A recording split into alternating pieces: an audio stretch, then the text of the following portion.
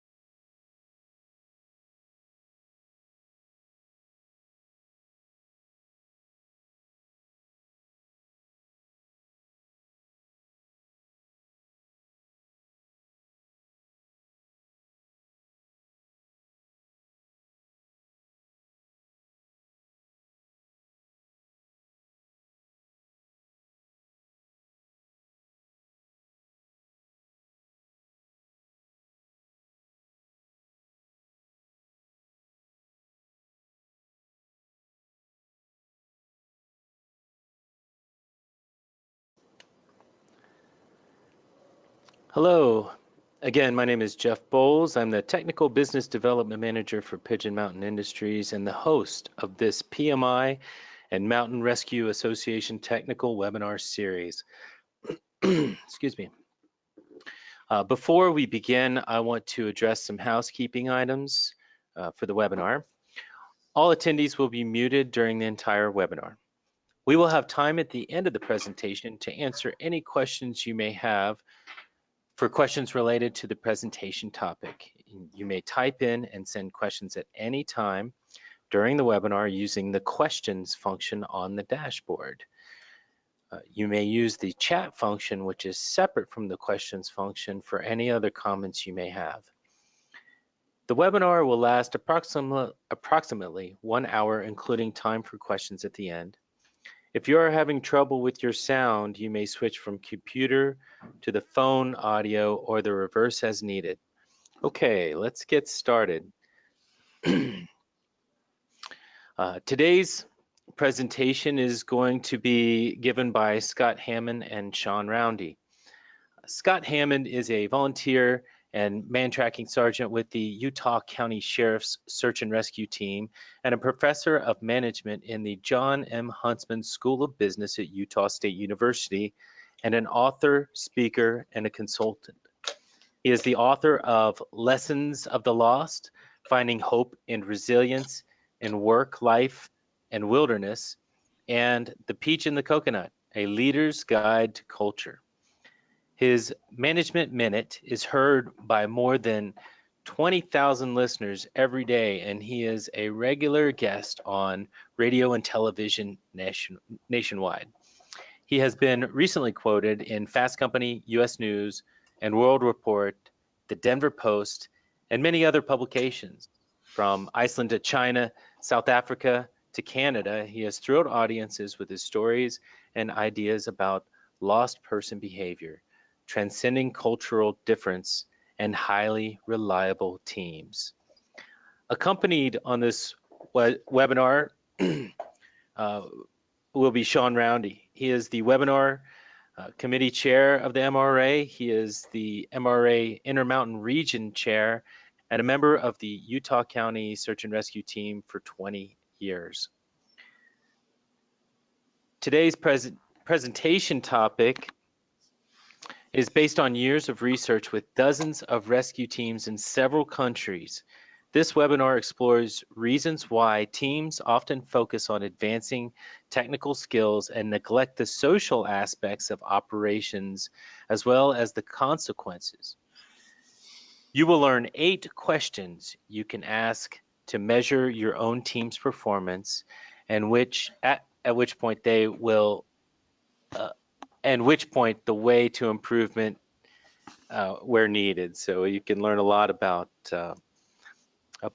how to develop your team from this presentation. So without further delay, I present to you Scott Hammond and Sean Roundy. Thanks a lot, Jeff. This is Scott, and I'm here with my good friend Sean Roundy, who I've admired for many years. And we're going to talk about highly reliable teams. And Sean's going to jump in and keep me going with some good questions and some ideas. My name's Scott Hammond. You don't need to redo the introduction here, but I think what you do need to know is how I came across this question, because I'm a business professor and I work with organizations, and I've always worked on the social side of business. And about 4 years ago, I joined a mountain rescue team. I'd done search and rescue as a canine person for a number of years and volunteered in different capacities, but I joined a county-based team, the Utah County Search and Rescue Team, that does about 100 missions a year. Really busy group of people. Sean was out last night really late, till 2 a.m. pulling the guy off a mountain, and we're really busy doing that kind of stuff. And I saw something that I never thought I'd see. I saw some things I never thought I'd see in teams. You see, in business these days, we say fail early, fail often, right, Sean? I mean, it's like you learn by failure. So fail early. That's the motto of Facebook and Adobe and some of these big companies. Fail early, fail often, and learn by your failures and fail forward. And in mountain rescue, we can't afford to fail.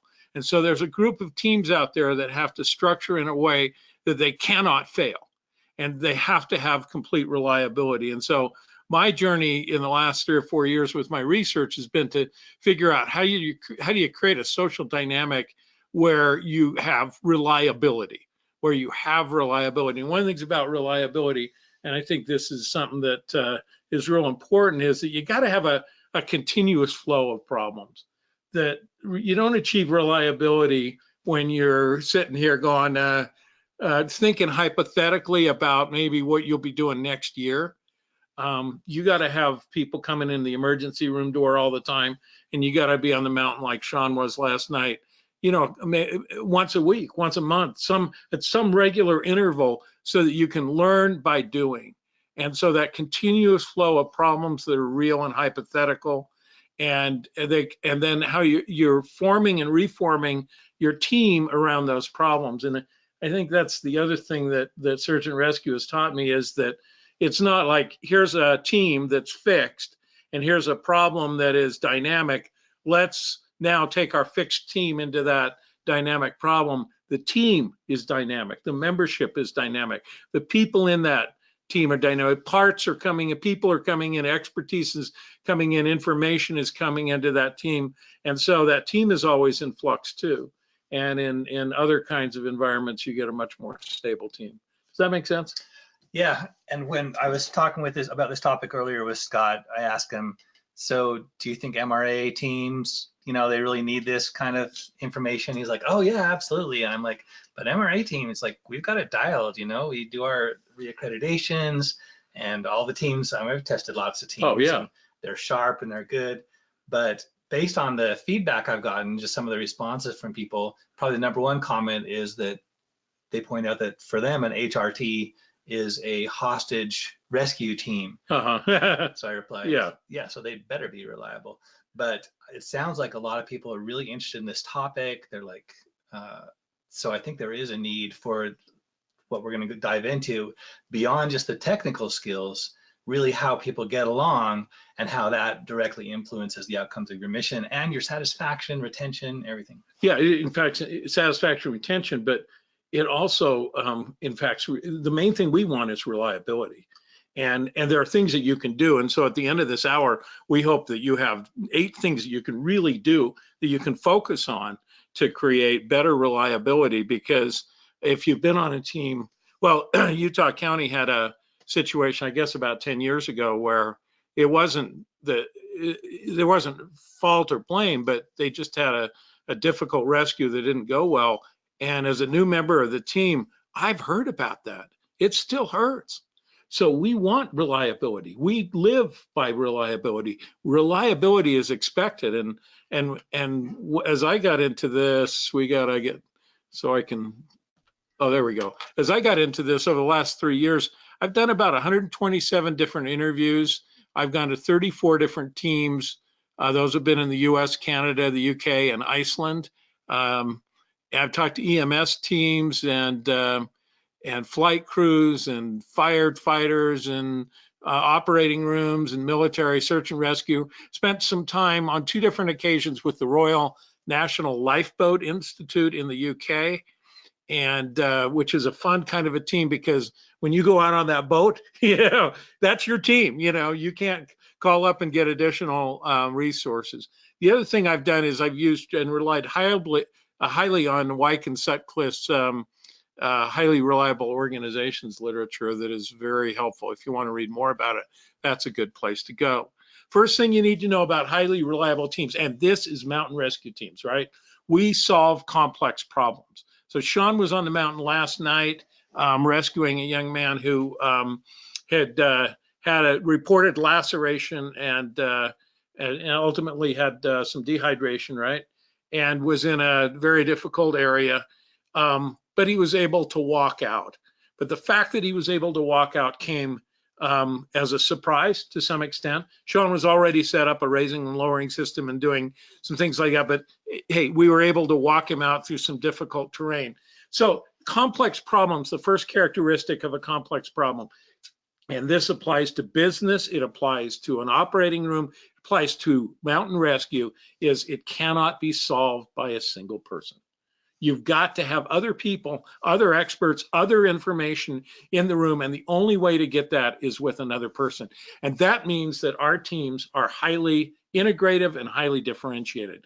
By integrated, that means that we have to get along, we have to talk, that we have to share information. And I wish last night, as I listened to the radio for almost 3 hours as this rescue went on, that I could take that radio chatter and compress it down, take out the blank spots and compress it down to 12 minutes, and you could hear the whole story of this rescue unfold, because you can hear coordination, integration, new information coming into the system all the time. Several different teams, each with their own job, trying to get coordinated and get their job done. Oh yeah. And then changes. And when that new information comes in, it's like, well, we don't have enough information to make that decision. We don't have enough information to make that decision. Now we have the information and we've made the decision. And you could hear that process all happening on the radio, and it was high integration. And that's actually one of the characteristics of our team that I love. But the other thing is high differentiation. That is that there are various, now when you do a mountain rescue, everybody has to have a common expertise. But there are also people who are my skill, way beyond my skill level, different skill levels. There are people, everybody on the team brings something to the table, some ability that no one else has to the table as well. There are people who have medical abilities. My contribution to our team actually is canine, and that's my specialty, but I still have to have mountain rescue skills. And so, but that differentiation is important because the breadth of expertise that is required to solve all the different kinds of problems we face is really important. The other thing about complex problems is that they have non-optimal solutions. What that means is that, it's like when you solve a math problem, there's a solution, and it's the optimal solution, and it's the right solution, right? But we never really know when we do something if we've done the right thing or the best thing. We just know that we solved the problem, right? We got the guy off the mountain. But there might have been a better way. And if we'd done this or that thing better, we might have been able to see a better way. And if we sit on it long enough, we could have seen a better way. So you have to deal with that non-ideal, that non-optimal. And problems are continuous in some form. What I mean by continuous is that, I've seen this a lot where, and maybe you could think of an example, Sean, where you've got a problem, and at night when you're working that problem, you come up with a good solution. And the next morning, if the problem's still alive, that solution won't work. The window for that solution is closed. It's a dynamic problem, and the weather's changed, the condition of the patient's changed, the skill level of the people on the hill have changed. All of these different things have changed, and you have to adapt to that change. For example, you get to a location where you need to set up some anchors for a raising system, and you realize there are no anchors. Yeah. You're going to have to build some huge extension and pretension things so that you can adapt to the situation. And one of the ones I'm thinking about is a very simple rescue on Temp a few years ago, where a young woman, she pings on her cell phone, "Hey, I'm having a problem," and people walk up to walk her down. And then she goes into diabetic coma, and it ends up being a raise where they hoist her out with a helicopter and stay with her overnight on the mountain. And none of that was anticipated. The problem is dynamic, it's continuous, and what you thought you were going to do is going to change. But the number one thing with a complex problem is that failure is high consequence, that you cannot fail. Failure is high consequence for your reputation, for the people involved, and the people include not just the subject, but the team members. That if you fail, you could cost the life of a team member, you could cost the life of a patient. And so what we do when we deal with complex problems ultimately is we try not to fail. We don't always try. A success is not as important as not failing. So that's why we go back to that non-optimal thing. I'll say, more about that in a few minutes. So complex problems have elements of familiar, and everyone is unique, right? I mean, last night's, how many rescues have you been up on in that particular canyon? This year, 3. 3, okay. I mean, I've never been in that particular part, but you've been in there 3, and over 20 years of search and rescue, how many? No idea. No idea. Yeah, you've been in that 15, 20, something like that, 1 a year in that particular place. And are they all the same? Exactly the same. The temptation is to go and go, oh, well, we were here last week, and this is what's, and this is probably what we're going to encounter. And sometimes that's true, but every one of them has some unique aspect to it. They are potentially catastrophic. So if you don't do it right, it can go downhill and badly. They are exposed to uncontrollable environmental circumstances. They require an indeterminate number of resources to solve because of that.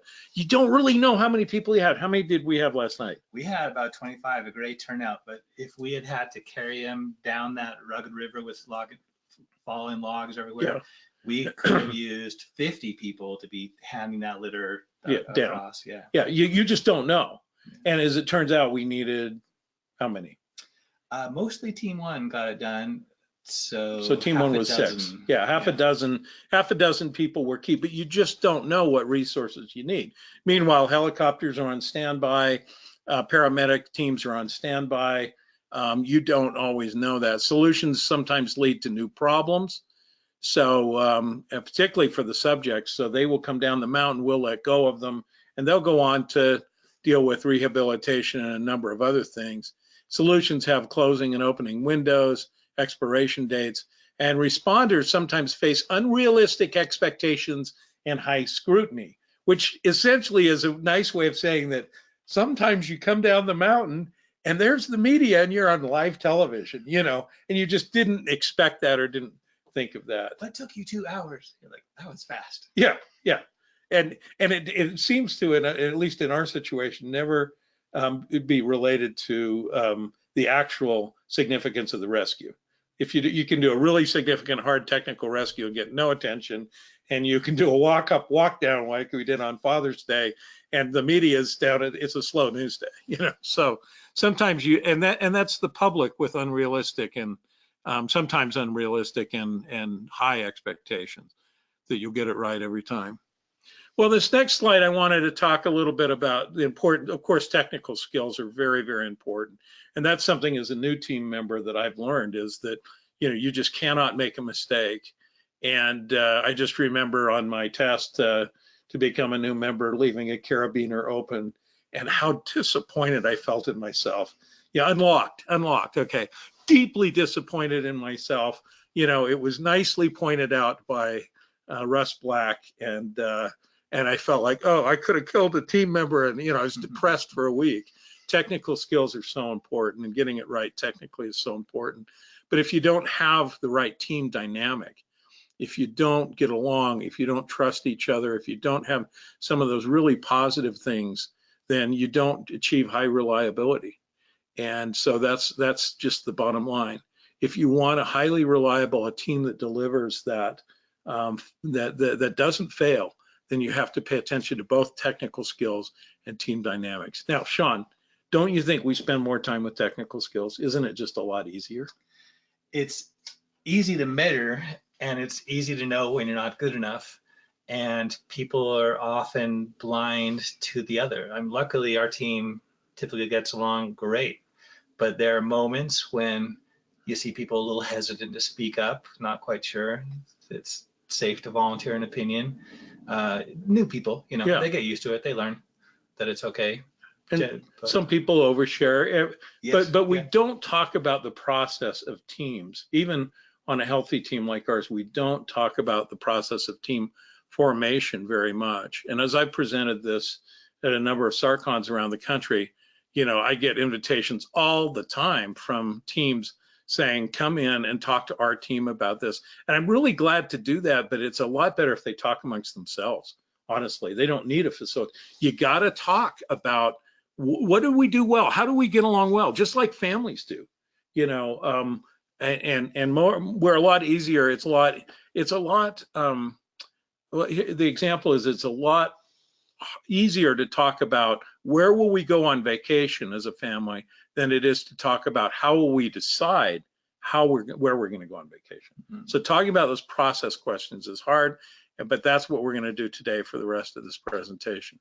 So there are 8 questions that lead to reliability. By the way, all of the pictures you're going to see are from our search and rescue team, and all of them are taken in the last 2 or 3 months, I think. So we're a pretty active team, and I just picked the most recent ones on my cell phone. And so these are all fun things that if we get sidetracked, we'll tell stories. The first one, and I'll go into each one of these in details. The first one, is your team mission focused? Are you focused on mission? Is your team obsessed with learning? And mission focused, that means you care about the outcome of the mission. Oh, right? Yeah. But you have an articulate, clear mission. Okay. So I will go into each one of these. We'll talk about each one of these in detail, but yeah, an articulate, clear mission. Team obsessed with learning. Do you measure, as you pointed out? Do you measure things? Do you look at things? Of course, we have measurement down there. Is your team preoccupied with failure? Remember I was talking about success. We're more preoccupied with failure. We don't want to fail, but we don't really know what success always is. So we'll talk about that. Is your team reluctant to simplify and blame? Those two go hand in hand, because often if we can simplify something that's complex, that we're cheating. If we can cheat that far and simplify something that's complex, then we can blame it on somebody or one person or one cause. Is your team sensitive to operational complexity? That means really, can you figure out are you willing to acknowledge that things are complex and every member on that team needs to understand the level of complexity and be sensitive to it? Does your team give deference to expertise both in your team and outside your team? Do you measure performance? We can't measure everything that's important. We certainly can't do that, but we can measure some things that are important. And finally, does your team effectively manage stress? And so we'll talk about each one of those, and now we're going to jump into that. So the first one is your team mission focused. And my story on this is, I mentioned to you that I was involved with some canine teams, some canine groups prior to joining a county sponsored search and rescue team. And the group, so as I've started to present around the country, I thought it was just here in Utah, but I've realized that it's almost universally true that canine teams are constantly bickering with each other. They get along better with their dogs than they do each other, right? But the truth of the matter is that most of the canine groups that you would bring in, and I'm sorry to offend you if you're on one of those, but I was on one of those for 6 or 7 years. They're really clubs. They're not teams. And the club's mission is sort of unclear. The club I was in, the mission was really to train dogs. The mission wasn't to serve a specific group of people, a specific area in a specific way. And so a team has a really specific mission. In Utah County Search and Rescue, we have a clear geographic area that we cover. We have a clearly defined mission. That is, we serve people who are 200 feet off a paved road. And sometimes we get other agencies coordinating with us. Lots of times we get that, but we know where our mission is, we know who we serve, and we know what county organization. We have a chain of command, and we don't just focus on individual skills, dog skills, how good am I? We focus on team skills, what we can do together is just as important. And so we're accountable to our community, not to the membership of the team as much as our community. We think about the people we serve. 20 years ago when I joined SAR, I thought I was going to be rock climbing up these cliffs and being Rambo, basically. Turns out I very quickly learned that there's very few instances when one person really makes a big difference. It's almost always a team effort. Are you saying that's the differentiation between a team and a club? Yeah. In this? Yeah. And the thing for me on that, so once when I was doing a search in another county with my canine club, so we got deployed, we were looking for a guy. I couldn't make radio contact with search and rescue, with the incident command. Finally, I had to drive down to where they were, and I show up, and there's the media, and there are about 4 big Winnebago kind of mobile homes, and I couldn't see any searchers. I couldn't see anybody.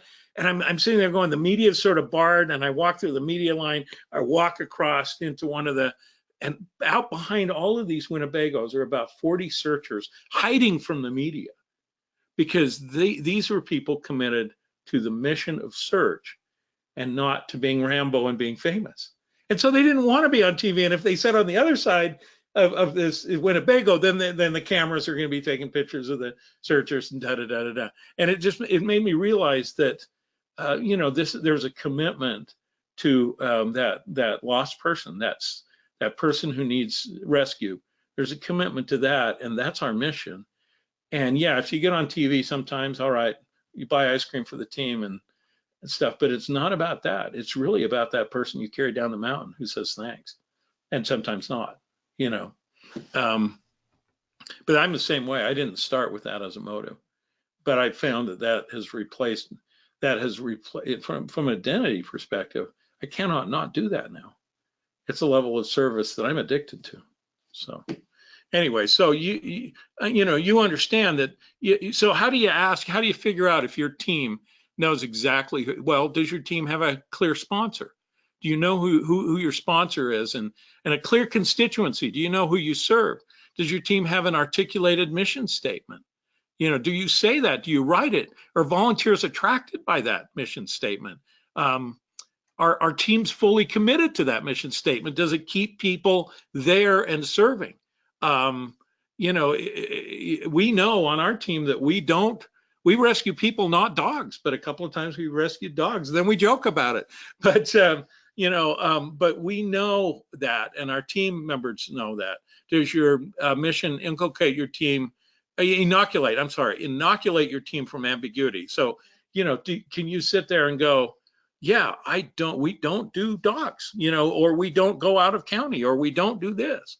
And is your team externally recognized when there's a mission success? And that doesn't always happen, but I think it happens. The more powerful times it happens is when you have a sheriff or a mother or somebody come into our team meeting and say, thanks for doing this.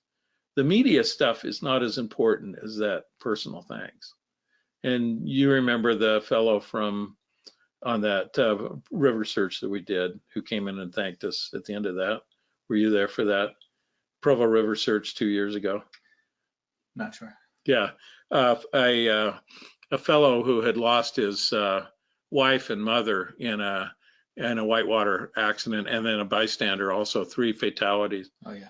And after they found his daughter and we were tearing down and they were feeding us, the father came in and thanked us in Spanish because he didn't speak English. And it was just the most, you could just hear 150 people in that room go, I'm going to do this for a long time. I love this job, even though it was the hardest day of my life. And finding little girls in the river is not an easy thing. When a father thanks you with that level of sincerity, that kind of external recognition is very, very motivating. So the next question is your team obsessed with learning? And so how often do we train? Monthly for the team, another couple times for the newbies, some special teams with your dogs and with medics once a month, MRT often once a month. Really, honestly, I mean, with your habits of 20 years, is there a day go by when you're not doing something, like reading something, thinking something? Yeah, I mean, there certainly is. I'm busy, but yeah, every time you hop in your car, there's all your gear surrounding you, so it's certainly on your mind. Yeah. And with dogs, I mean, I'm doing it every day. They have to take it at a certain dose. You can't learn it all in a weekend with them. So they have to take it at a certain speed, and you're just always doing. So, do you, and then some of the questions you can ask, do you train for missions? One of the things that I think we do well is that we know where our missions are likely to be, and we build our training around that. And that's not to say that we don't also train for things that are unlikely but catastrophic, but we mostly train for what is common. Is new knowledge continually sought and reviewed? Yes. Twin tension system, we're always trying new things and adopting new things, and we have and it's hard to change to those new things, but we're doing it. Do you train for high frequency and high catastrophic or high consequence events? Because those are the things that we need to train for the most, is if they are high frequency and likely or probably highly catastrophic. And then you can train for the highly catastrophic but low frequency after that. Are there mechanisms in place for regular learning? Yes, of course. Does everyone participate in learning? One of the things I really like on our team is a few months ago, we had a new team member who's in his probationary year, and they asked him to do a short training presentation and he was training us, he was teaching us. Everybody gets a chance to be the expert in the room, and I think that's important. Finally, I think it's really important for Mountain Rescue Association, is there a core set of qualifying skills?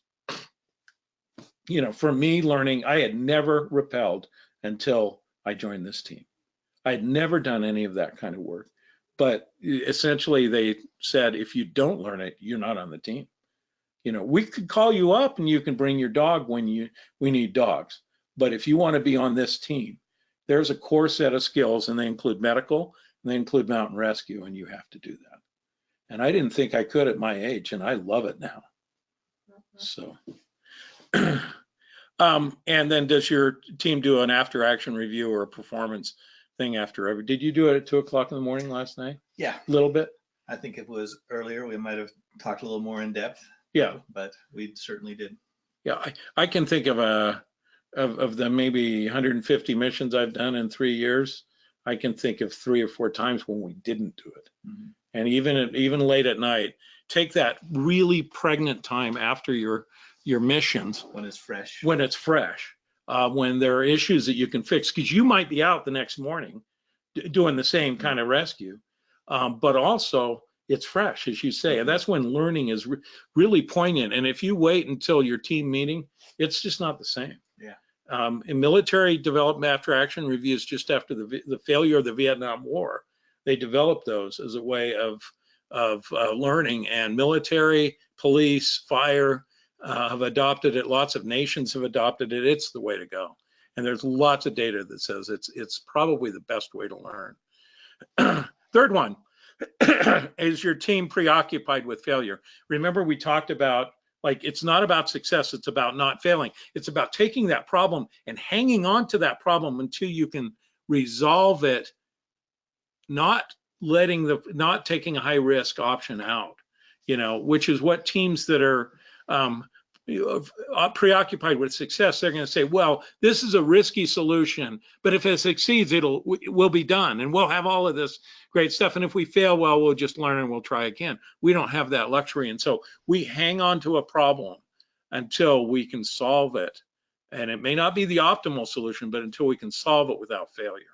And so problems are maintained until they can be resolved without negative consequences. Failures are avoided. Prevention is recognized and rewarded.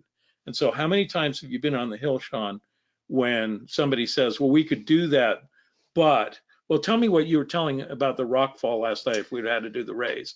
That's a good example. So this guy had been scrambling down about a 500-600 foot waterfall, not vertical, and he was basically a little bit above the bottom of the whole canyon. And to go downstream was very awkward, like I mentioned. But one of our option was to hoist him, raise him up to a trail, maybe 500 feet, 400 feet up. It's very steep, very loose, and I've climbed it before. It's not a nice place to be.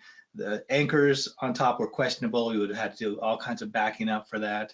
And when it came down to it, once we looked at it, I said, I think this is not an option. The medical situation is not so urgent that worst case, let's just take care of him nicely overnight and get a helicopter hoist in the morning, or get everyone to just laboriously work him out. And so I'm listening to this on the radio and hearing this discussion on the radio, and sometimes that kind of new information, that kind of idea makes it inconvenient, makes it different for people, but it's not unwelcome. It's not unwelcome. People they recognize that he's preventing other problems, and we reward him for that. So we talk about unlikely mistakes and worst case scenarios and rock falls and things like that. And the thing that I really think is, and particularly if you've got an active rescue, if you have quiet periods, if no one's talking, I can feel our incident commanders getting stressed. They're sitting there going, team one, everything okay? They're finding reasons to call you up because they don't want that quiet period. They want that chatter. They want communication. And we're all concerned with overconfidence. When people come in and are overconfident, when new team members are overconfident, when anyone is overconfident, we're concerned, we're worried. That's a sign that you might be moving past possible worst case scenarios. And finally, quick successes are viewed skeptically. And that's especially true in search and not rescue. When you just happened upon the person, you drive up in the parking lot, regardless of what strategy you set, they're 3 minutes down the trail. That's a quick success. Everybody's happy. But did you learn anything? Is there anything you can do? That doesn't mean that you were good. It means you were lucky. And you don't count on that, depend on that for next time. Yeah, you don't depend on that. You still want to do that. So that's the third one. The fourth one is your team reluctant to simplify and blame. Now, I say those go hand in hand because usually if we simplify something, then we're willing to blame. And the best story I have on this, I've got to tell it in the right way because it was told to me in confidence. Well, it's something I observed. I was working with a a leadership team in a hospital, in a local hospital. And it was a small hospital, a very small rural hospital. And they had had a death in the emergency room. It was a respiratory patient who was brought in, had a long history of respiratory problems and difficult problems, and they were very, very sick. And there was a particular piece of equipment that they needed to help this patient, and they couldn't find it. And when they did find it, it wasn't working. And there wasn't anybody who really knew how to get it up and running and fixed. The patient died. The patient may have died anyway, but the respiratory therapist told that story and was devastated, just absolutely devastated that he had lost this patient. He hadn't been able to fully serve this patient. And so we're talking about that. And then after he, tells this and people see that he's really upset, the head of nursing in this hospital says, that was partly our fault because we told the people that we don't use this machine very often. We can store it somewhere else. And then the janitor, the head janitor, the facilities management says, yeah, and we moved it. We moved the machine into the closet. And then the HR person says, we didn't train people on how to use it and facilitate that. And as you went through this whole center, everybody in the room owned some part of this problem, and you could see the weight come off of this doctor's shoulders. Because yeah, he played a role in that. And yeah, he was aware of his own role in that, but everybody had a role in it. It wasn't a simple problem. It was a complex problem, and everybody owned part of that. And that's one of the things I love about our team is that I see when I don't get something right, somebody steps in and gets it right for me, and somebody else says, and we need to train better on that. It's not blame Scott, it's let's train better. Let's do some training on that so that all of us get it right next time. So I think that's a really important concept. And that's actually, as I've talked to different teams and seen different teams, probably the greatest source of conflict is when somebody's blamed for a problem that they don't feel like they fully own. They own part of it, but they don't own all of it. So when you say simplify, you really mean oversimplify. Yeah, that's a good way to put it. Is I might have to change that as oversimplify and blame. Because some problems are simple, but they're very rarely not shared. And that way. Next one, is your team sensitive to operational complexity?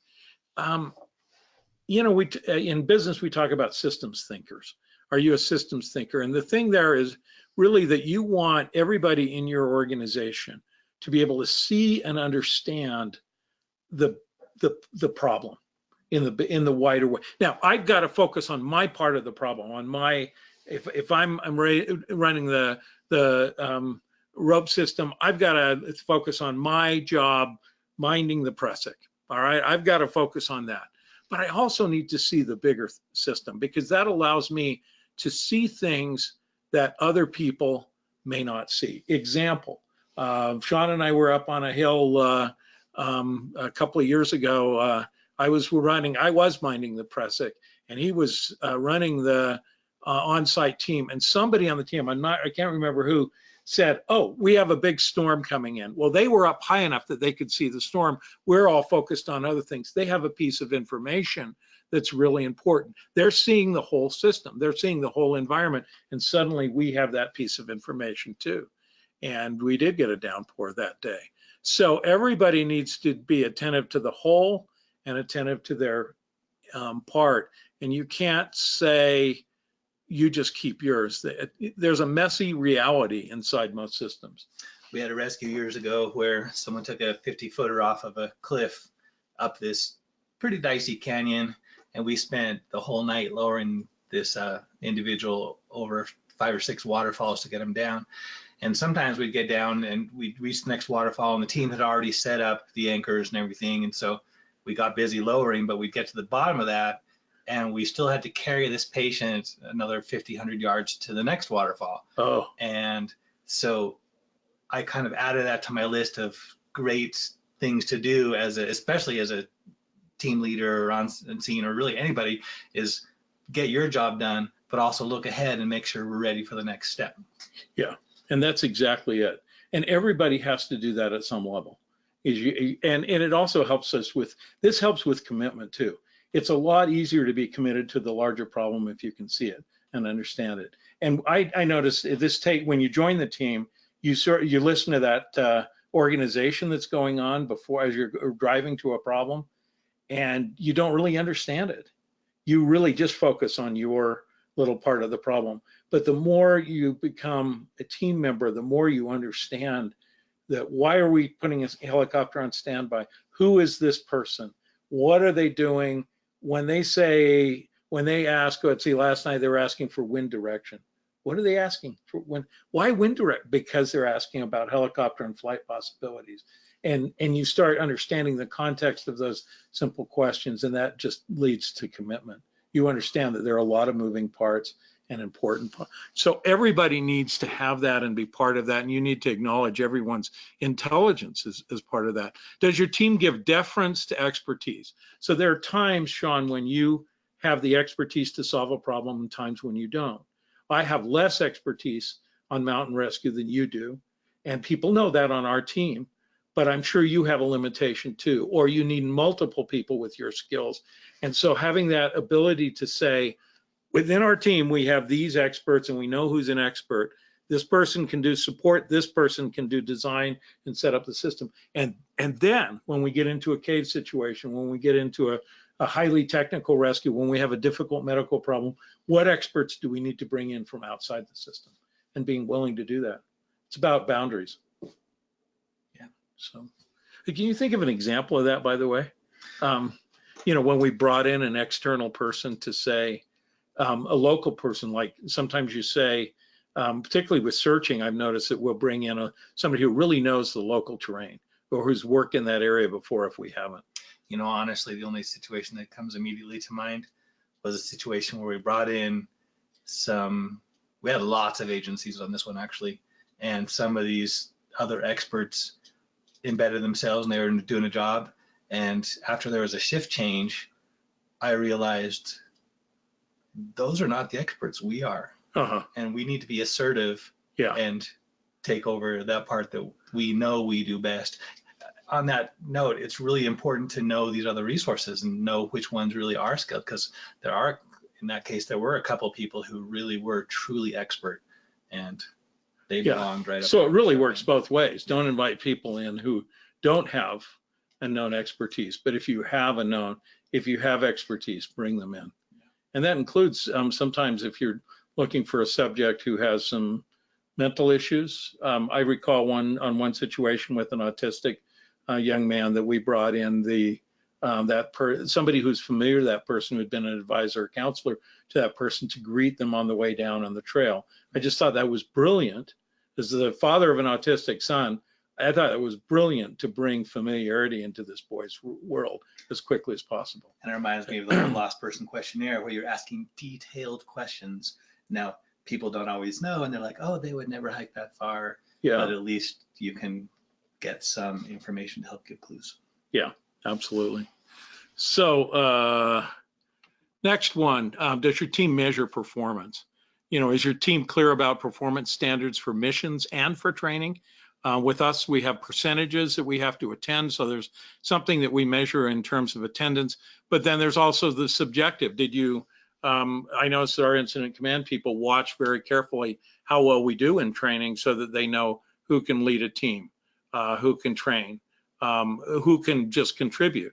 Are the standards regularly reviewed and discussed? I think we talk about it all the time, and particularly Mountain Rescue Association standards.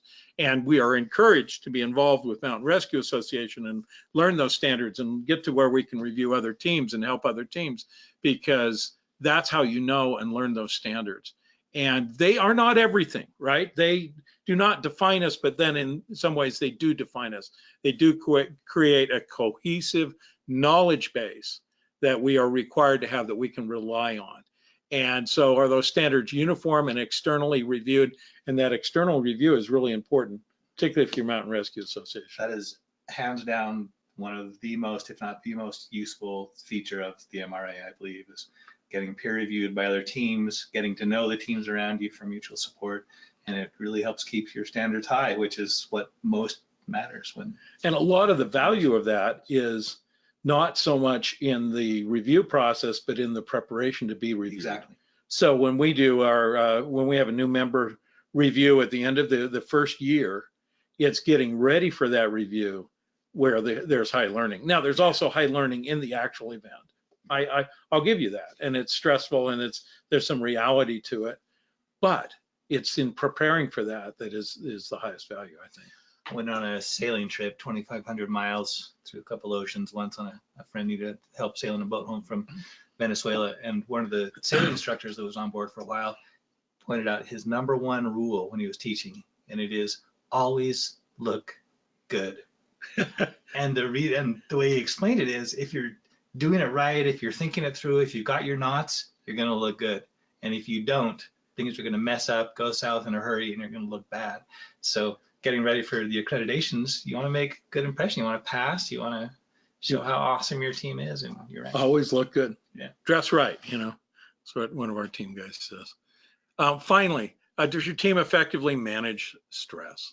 And this is both formally and informally. So you might have a critical incident stress management program in your team, and you might sometimes need that. We do about 100 call outs a year, and would be pretty much impossible if we were all doing critical incident stress management sessions after each one of those. And the truth be told is that most of them don't require that, but when they do, you should do that. And the research comes in kind of what I've heard questionable about how effective that is. Yeah. But I'm sure in many cases it is important.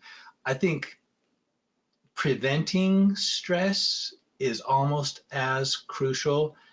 And by that I mean, do you get along well with each other? Are you able to communicate? Do you listen to each other's ideas? Is there respect going on? Do you feel safe enough to participate and not feel like you're going to be shot down for any little mistake you made necessarily?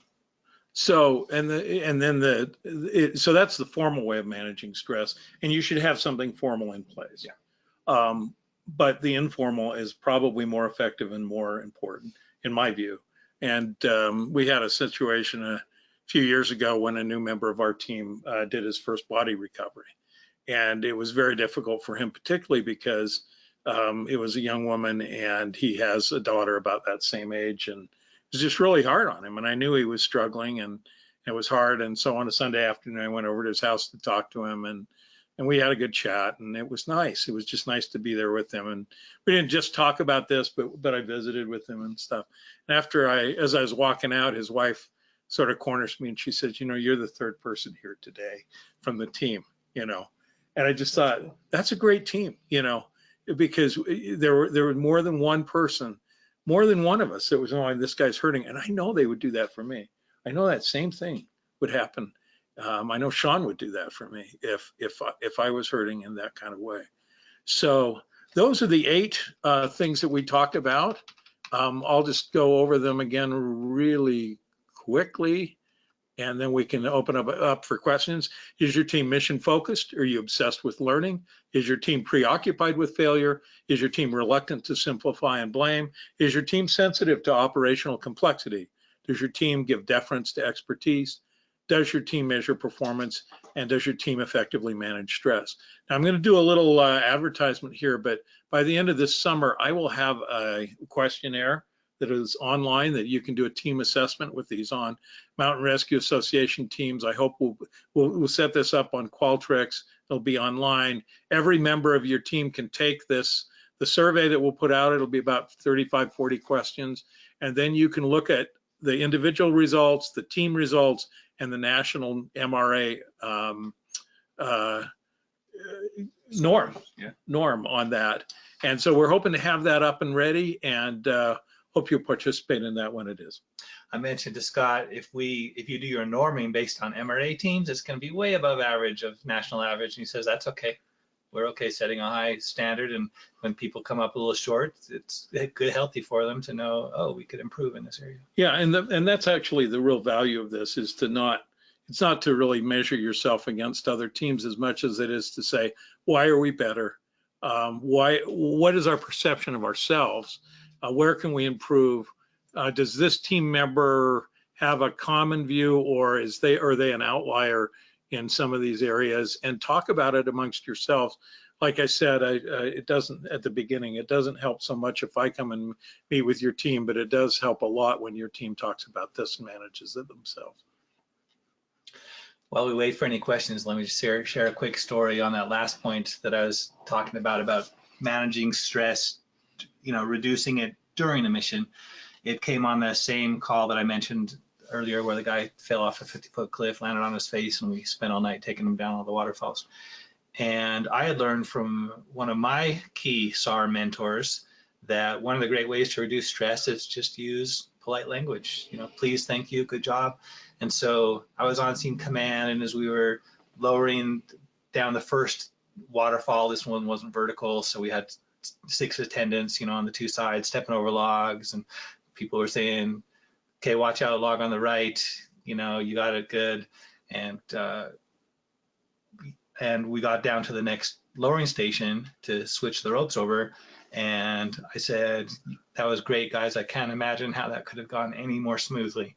And from within this litter, we've got this guy all packaged up, protecting him from the water and everything. You hear this muffled voice come out that says, I love you guys. I can't imagine, like, you're all bound up, you can't move, you're dangling on these ropes, you're in pain, I'm sure. That must have been a pretty uncomfortable situation. So not only for our own team to kind of lube the gears, but it sure made our patient feel more comfortable. Well, I'm gonna tell on you a story too. That the first time I was ever on the mountain on a mountain rescue, and I'm up there minding a PREOCCUPIED, and you're on scene command, and it started to rain really hard, and we had thunder and lightning, and I didn't know if I'd done it right, and all of this stuff, and you came down with the patient, following the patient down, and you had this big smile on your face, and you said, great day, isn't it? Isn't it nice to be here? Here it is raining buckets and stuff. And when I just saw you smile and happy about that, I just completely relaxed, because I wanted to know that I was doing it right. And I didn't need you to look at my knot and do any of that. I just wanted to know that we were doing it right, because I didn't know what right looked like. And that just gave me so much confidence to have you smiling and happy that way. So yeah, I just think that's a really good way to manage stress too. Good example. So we have some questions. Okay, Scott and Sean, thank you for your insight on this topic. We are now going to take some questions, and we can, if you want to go ahead and type in your questions now, I've got a kind of a running list going on there, and we'll try to get to all of them and answer them best we can. So if you still have questions that were not answered during the presentation, go ahead and type those in now. So I'll kind of just start from the top here. And the first question is, can you share your team's qualifying skills packet? I'm an MRT unit leader. We have some checklists we've used and changed over the years. We don't have a really tightly defined curriculum like a lot of teams do. So I'll look for what I can find on that, and I'll share it on the MRA Slack account, mountainrescue.slack.com, I think. And anyone else who's got something like that, let's just share around there. From my perspective, I'm not a new member now, but I'm close enough to being a new member that I of course had to get at least a wilderness first responder medical, and then the MRA standards were really clear about what you had to be able to do on the mountain, because we do a lot of raising and lowering systems. And now that we've switched over to a twin tension system, we've all had to requalify, and they've created a 7-point checkoff list that you had to requalify on the twin tension particular skill for that. So there are things like that, but it is also it changes a little bit over time. So it's, as you say, it's there, but it's a little bit fluid at times, because we want to be able to change rapidly too. And the mountain rescue team sergeant on our team may change year by year, and they may have a little different priorities. Yeah. Good question. Thank you. Okay, sure. Let's go to the next question. Are there strategies that can be employed to evaluate the non-technical qualifying skills? For example, finding those with a fundamental qualifying attitude. Soft skills. Oh yeah. Much harder to test and evaluate. Subjective. It doesn't mean you shouldn't look at them and talk and discuss them, and evaluate some of them. Yeah, I think that is a hard one, but I will say this, that I have seen so many people come and go in search and rescue who are highly skilled, particularly with mountaineering skills or with canine skills. They love to train dogs. They don't like to search. They don't like to work together with others, or they like to climb. They don't work well with others. And the one thing that I have learned is that having those skills, that ability to collaborate with others, is absolutely critical. There are so many, I mean, I'm just not an experienced climber, but I can do rescues. It's a different skill set because I've got a team around me and I know what they can do and what they can help me with. If I was interviewing for new members, I would ask that question. I would say, tell me an instance where you had great cooperation. Yeah, collab. Yeah, and actually, you mentioned earlier, you can train technical skills, and I'm the example of that. You can't teach an old dog new tricks, but you can teach an old dog handler new tricks, and I learned those because people taught me those. But you cannot teach collaborative skills very well, at least. I think that's something you have to hire in to your team. So yeah, and a lot of that's very subjective. Let's open that up on Slack account as well and see who else has some resources to help with that. Yeah, that would be good. Yeah, nice question. Thank you. All right, thank you. Let's go to the next question. Do you find team culture / dynamic shifts after big recruitment drives? Any ideas for finding balance between benefits of new blood and new ideas and some of the drawbacks of reinventing the wheel over and over again? I wrote an article I think it was December, in the MRA Meridian about that, titled SAR Puppies. And it talked about, and one of our new, 1.5 year members labeled himself as that. He's like, look, we've got energy, we've got enthusiasm, let us do stuff. And sometimes the old dogs, they have their way of doing it. And they're like, no, we've tried that. We don't want to do it. And so, yeah, there's a point where sometimes old dogs have to it's not just your team. The other ones are going to outlive you, some of them. But you can also maybe give some leadership there. And as far as really changing the culture of a team, oftentimes it takes kind of years. Sometimes there's some blow-ups that get things done a little faster. But if you really want to get it done, then start having discussions. Say, hey, I think our team ought to be like this. What do you think?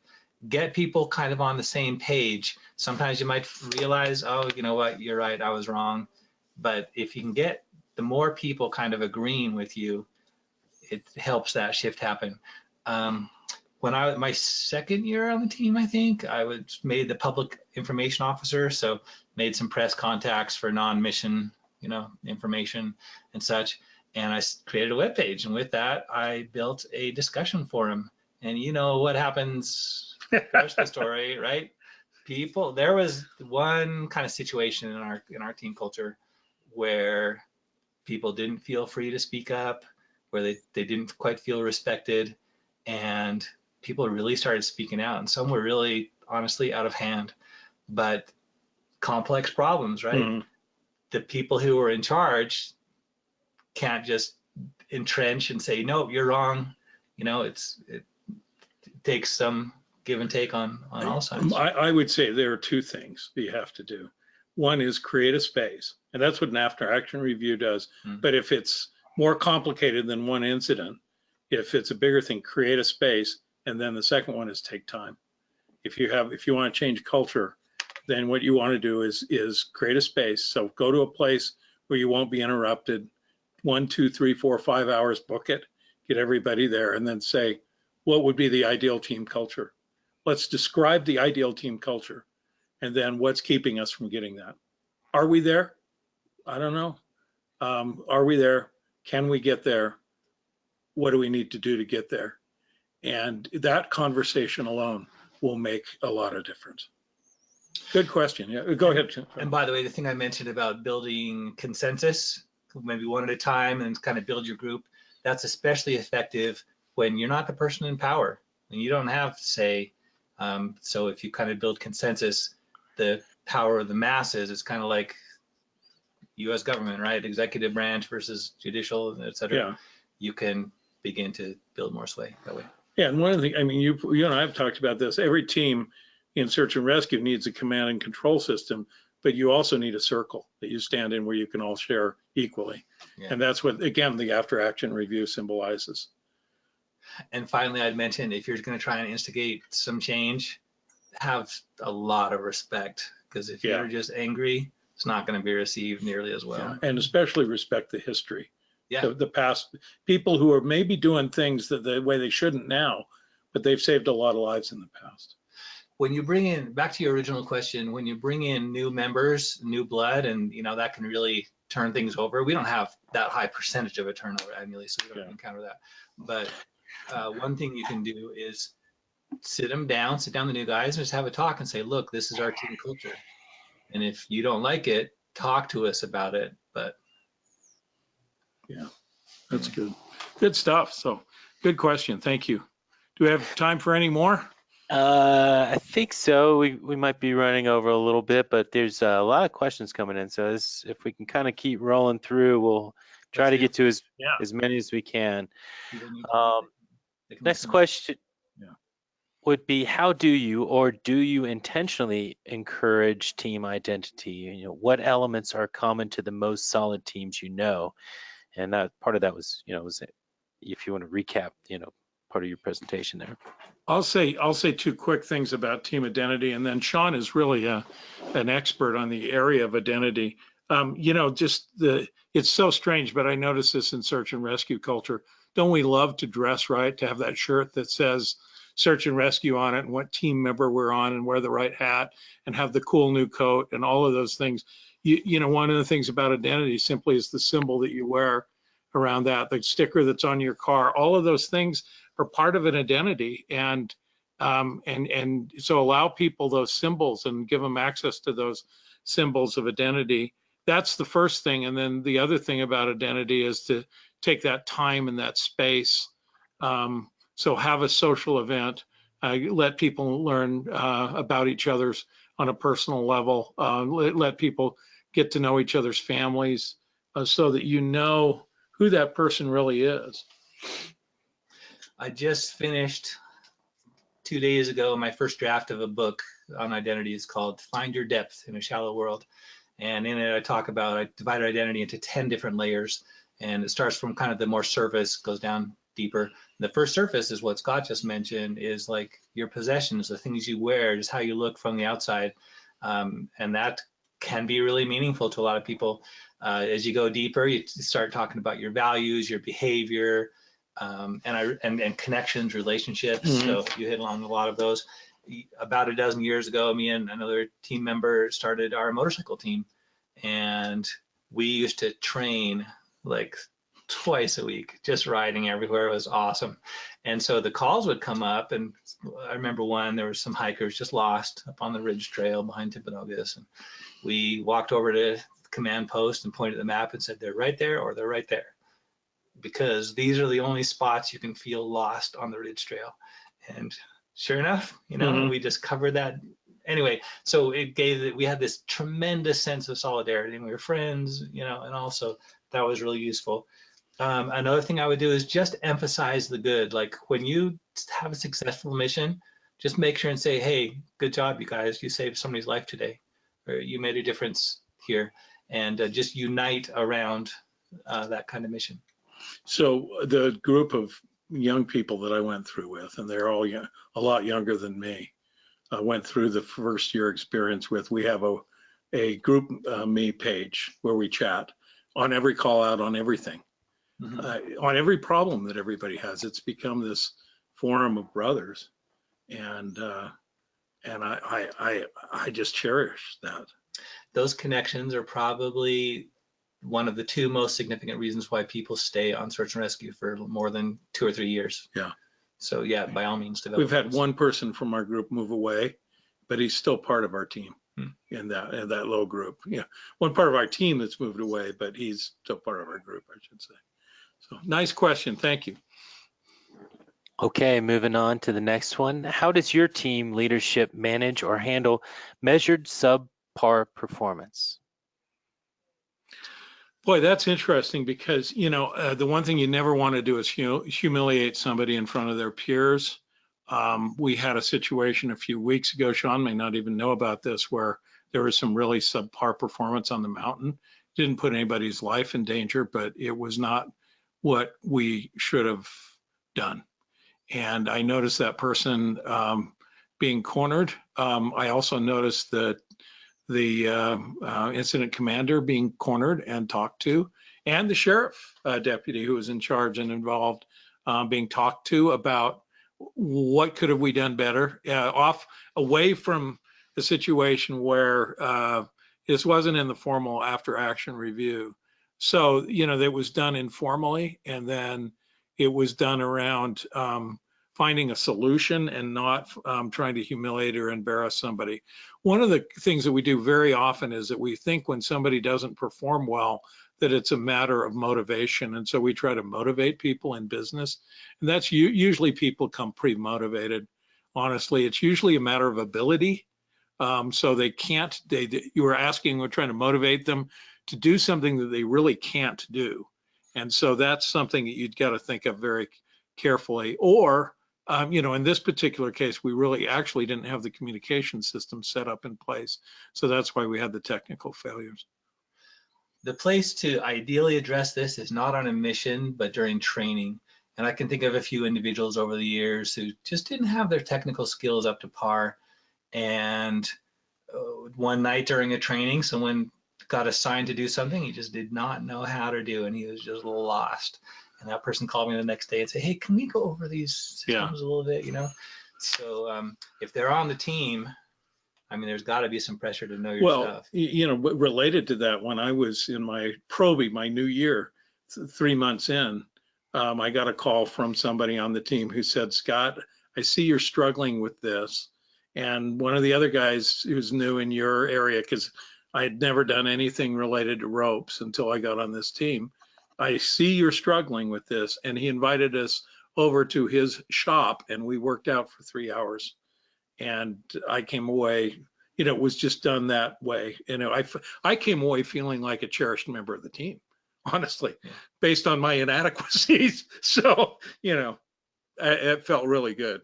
About a month ago, we had a mission where there was one little element that I thought didn't run quite as smoothly as I wanted. And as we were walking back down off the mountain, I mentioned it to the other person. It was me and another person involved. And we had a great little talk. And I thought, I'm so glad I just had this personal conversation. This is not something the whole team needed to work out. Yeah. But it's also, I love the fact that people can say critical things in a helpful way on our team, and it's never taken defensively. You don't sit there and go, "Oh, am I going to get fired tomorrow?" It's always given with here's some ways to help, here's some ways to do better. When I was new on our team, our commander was, on one hand, he was expert. He was so good at making assignments and dividing up searches and everything, just amazing. On the other hand, he was quite gruff at times, but at the same time, underneath that, you knew he respected you. He's the most devoted person I know to our team. Yeah. I don't think anyone will ever match that. And because there was that respect, he was able to speak gruffly, and you didn't take it personally. I know exactly who you're talking about, and I remember asking him about one of the team members that wasn't doing so well, and he's tearing up. He's literally tearing up, saying, "We got to keep this guy. He's good. He brings so much." And there's some things where he needs some help too. Cool. So it's that kind of thing. So thank you. Good question. Along that line, is there a problem with losing really competent individuals by having a strict team member limitation number? We've got our numbers, like everyone's supposed to attend at least 30% of the calls, and depending on the board, and then the sheriff, that year, sometimes they'll let some people go for low attendance, but usually not until it gets pretty chronic. Also, we have some members who've been around longer than me, and sometimes their numbers drop down below that, but they provide such value Yeah. and they help out with training so much and all that they kind of get some leeway there. Yeah, I'm not sure even how that works, but it's not Formal. it's not always formal. I know there are letters sometimes that go out, but you have like a couple of doctors on the team that are invaluable, but they don't show up very much. And sometimes they don't, we understand that, but they bring something to the team that we really need. So the rules don't apply equally, but they apply equally in that way. We are limited by statute to 60 members, but we also have emeritus members and former members and alumni and other pools of people and categories of people that we can draw on. And so they always find a way for people to participate. I will say this, that when I was in the club then there were things that you could easily get out of the club on. If you didn't keep up your training, you were out of the club. If you didn't keep up your attendance to call outs, you didn't go on call outs. But what I find out on the team is that in the end, it's we want to find ways for you to contribute, not ways to eliminate you. And what percentage of your team is female? Let's see, not enough. That's for sure. We have 5 or 6. Well, did Lindsay just go? Yeah, we've had Sam is doing a PhD. So about 5 or 6. Yeah, I think we have Somewhere around there. 5. Yeah, 5 or 6, but they're on different statuses right now. So 10%. We need more. We Okay. really need more. So if anybody's listening out there, Right. Okay, next question. If your group is a club, what are the first steps to transition to a team? How do you handle those who want it to be a club? Oh, by the way, before we answer this question, I remembered one more thing I want to say about the last one, and that is if your team skills are suffering, that's the time when maybe I would let people go for low attendance, because you've got to raise your standard. Yeah. And that was the situation when I was on the board, 15 years ago, where some people felt really strongly like we got to start holding people accountable because we don't have enough really strong members. And if you're not going to be attending or you're not going to learn your systems, we need to replace you with someone who will. Who will, yeah. And I think, okay, so I work in a business school that went to differential tuition, which means we charge more for business students than other students pay on campus. And our dean proposed that in 2002 to get more money for the school because business professors are expensive. And everybody wanted it because they thought your numbers are going to drop. You're going to have fewer students, less work to do. They were so excited, and we grew. We grew dramatically because we raised the standards and raised the tuition. And so we always think that if we lower the standards, we'll get more people. No. People want the challenge. They want to raise the standards. So, yeah. Teams where they don't have lots of call outs and it doesn't ask them a lot of them, their enthusiasm drops. And it's that's hard to maintain that with just training. Yeah, and that's actually the club thing is, so if you're in a club situation, you are not relevant enough to your sponsoring agency. And so making a contribution is one of the most motivating factors in doing something meaningful. The second thing is mission, and you need to tie your mission in with your sponsoring agency so that you have a clear association with that. And then, follow each one of these things, talk about each one of these 8 issues and raise your standards, both your external technical standards and your internal cultural standards. And I think you can overcome that, but it is hard. And you can have discussions, just a couple of people together, groups, expand that to the whole team, but starting to discuss it and raise awareness. I think one of the things that bonds our team together and takes it out of the club status are the Mountain Rescue Association things, because it's the one thing we all have in common. There is one expertise that everybody needs to have. Medical is part of that too, but everybody has to know this. And it's new for me, but it was the reason other people joined. It was not new for them. It was the reason they wanted to practice it and they were already skilled in it, but we all have something. at the core that we talk about. And I If think we went that's, down to the lake more often, I think that would unite us too, because that's always fun. well, yeah, actually, if you go a few counties away from us, it's snowmobiles. They have, everybody does snowmobiles, you know, on our team. You can do a lot of things. You can bring a lot of things to the table, but everybody has that one thing. If you can't support a snowmobile search, you can't be on our team. So I think you got to find that core thing to get out of that. Good question. Thank you. Okay, maybe this piggybacks a little bit, but how would you handle the requirement by the organization or sheriff to participate in community service or fundraising to the effect of cutting into a proper level of training? That's interesting. So you got to do too much fundraising? That was the specific example in my SAR Puppies article in the Meridian, where some newbie said, we want to do this fundraiser. And some of the old people said, let's just write letters to some organizations and let them cut us a check. It's so much easier. We don't want to burn you out. But they're like, we're not burned out. We want to do it. Yeah, what we've done in the last 10 years or less, we created a fundraising sergeant. And we've got one member who works for Adobe. He's put in a lot of work and got us some great grants. I didn't mean to mention that. I don't want any more competition. And some other grants that really make it effective. I mean, like Summit County, they do their Crash Up Derby. Yeah. And that's a big fundraiser for them, and I'm sure that's fun. But you don't have to do it the hard way. You don't have to do a bake sale.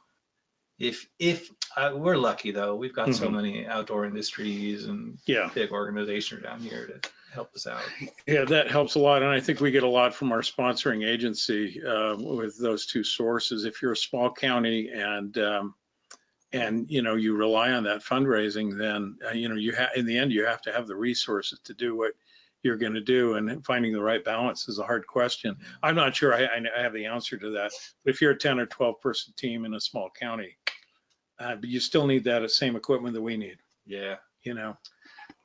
There's on the Slack, mra.slack.com, there is a fundraising discussion area, and that'd be a great place to open this up for ideas for people, other teams who deal with that situation. Yeah. Yeah, and actually, I was at a team visiting with a team in Canada, and they took all of their emeritus members and put them in the fundraising business, essentially. So if you were too old to get to go up the hill, you went up down to the bank, you know. So anyway. Okay, just a couple more minutes here. Some really good questions though. So for the next question, and actually one of the questions was, what is the Slack website? And you just answered that one. That was good. So that's good. And if you need an invite to join that, just talk to somebody else on MRA. They can create an invitation for you. And I suppose I set that up. I suppose we're not opposed to people who are not MRA members, who are devoted rescuer volunteers. You know what? We'd love to have you aboard. So contact us. We can get you a link. Okay, great. Just a couple the big looming questions here. It says, many of us are type A personalities, some with lots of expertise who may be overconfident, with less appreciation for those who think they know everything, I think. How do you manage working with team members who don't recognize the operational complexity, who may not recognize how you have handled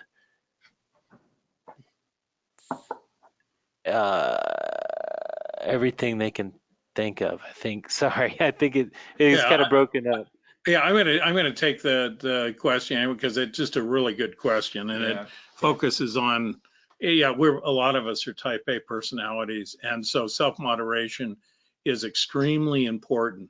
But there is something you can do as a group, and I think this is a really fun one, is when you train, change roles. So what we did a few years ago is we had our probies, our new people, be all the team leaders in incident command, while the old guys did, were the pair of hands kind of things. And it actually helped them appreciate the difficulty of being in a leadership position, but it also helped those who were more type A and sitting at the bottom of the rung now for a minute, or the bottom of the organization, realize once again what it's like to be down there as the pair of hands. The one thing that we do on our team that I think is very positive, our most experienced team, the first time I was ever asked to be a team leader, the person who was first assigned to my team was our most experienced incident commander, who was now a team member on that particular operation. And so remember that, and we adapt our team organization to the type of problem we're running, and be willing. That's the self-regulation. Be willing to accept any responsibility. As an older guy, sometimes I'm in the parking lot. Sometimes I'm setting up a landing zone. Sometimes I'm very privileged to help in those ways, and not necessarily on the mountain. And I love that too. Be very clear in your instructions. I love that idea that Scott just put out, but be very clear, because sometimes even when you take your experienced person and make them, the grunt, they like to jump in and tell everyone how to do it. And I've been in charge of trainings before where I had to say, stop, let them figure it out. Let them work it through. That's how they're going to learn it. Don't just tell them. But beyond that, some people don't want to learn. That's a tough question. But yeah, and honestly, if you're not willing to learn, though, you shouldn't be in search and rescue. Yeah. If you're not willing to change. And another thing I do is just continue raising awareness. When you see a good example of someone not doing that, just thank them for it. Yeah. Just emphasize, like, this is the way we like to work. Yeah. Okay.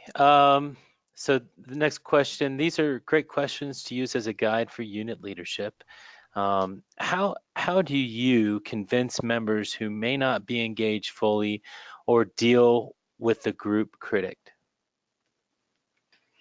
So you talking about, I assume you're talking about ways to motivate people to get into the group and engage more fully, not just do the minimum. Train and be prepared. Yeah. And the thing that I think, so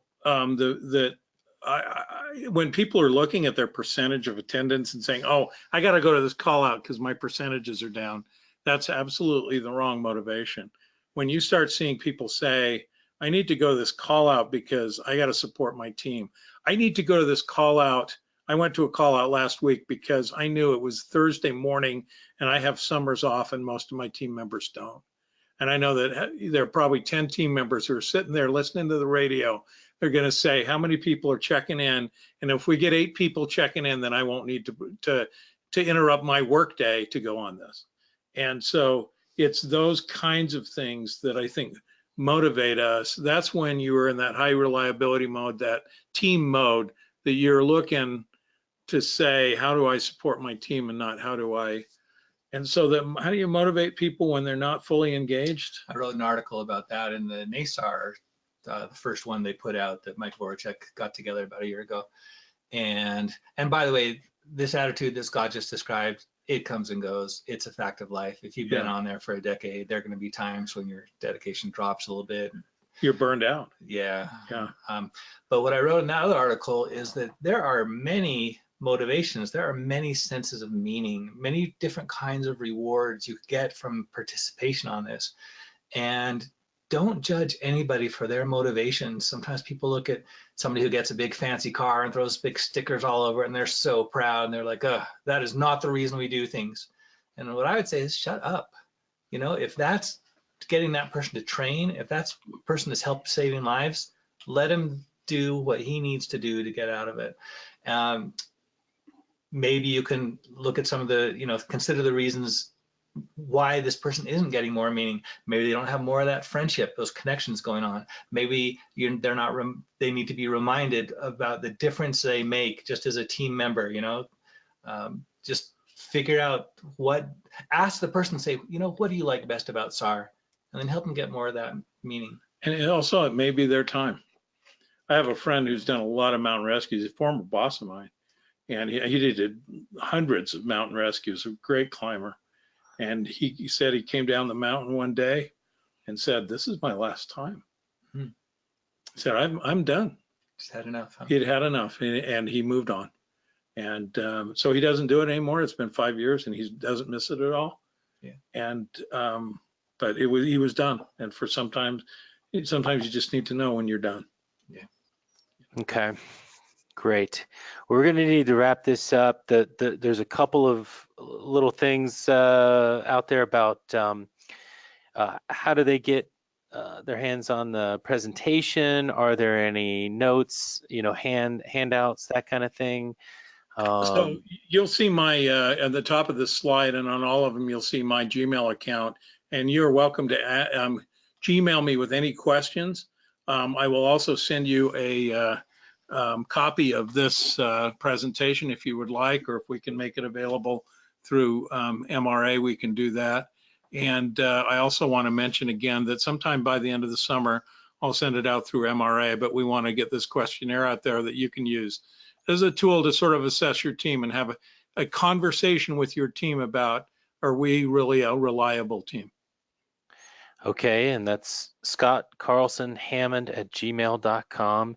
And Scott, also there was a question about your daily communication. How do people connect with you there?